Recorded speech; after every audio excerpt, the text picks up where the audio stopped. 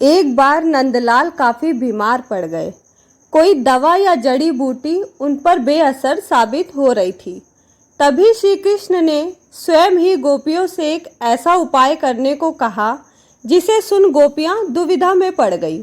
दरअसल श्री कृष्ण ने गोपियों से उन्हें चरणामृत पिलाने को कहा।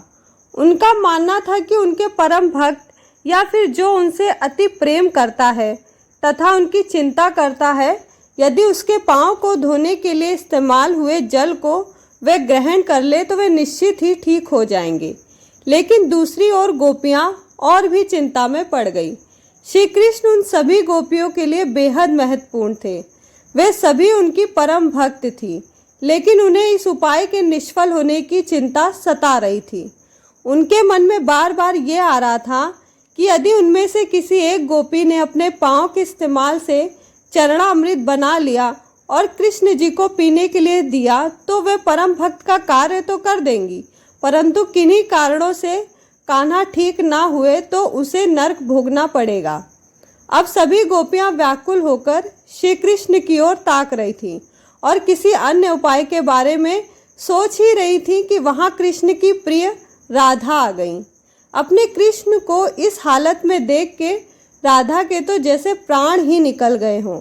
जब गोपियों ने कृष्ण द्वारा बताया गया उपाय राधा को बताया तो राधा ने एक क्षण भी व्यर्थ करना उचित ना समझा और जल्द ही स्वयं के पांव धोकर चरणामृत तैयार कर श्री कृष्ण को पिलाने के लिए आगे बढ़ी। राधा जानती थी कि वे क्या कर रही हैं। जो बात अन्य गोपियों के लिए भय का कारण थी, ठीक वही भय राधा को भी मन में था। लेकिन कृष्ण को वापस स्वस्थ करने के लिए वे नरक में चले जाने को भी तैयार थीं। आखिरकार कान्हा ने चरणामृत ग्रहण किया और देखते ही देखते वे ठीक हो गए, क्योंकि वे राधा ही थी जिनके प्यार एवं सच्ची निष्ठा से कृष्ण जी तुरंत स्वस्थ हो गए। अपने कृष्ण को निरोग देखने के लिए राधा जी ने एक बार फिर स्वयं के भविष्य की चिंता ना की और वह किया जो उनका धर्म था।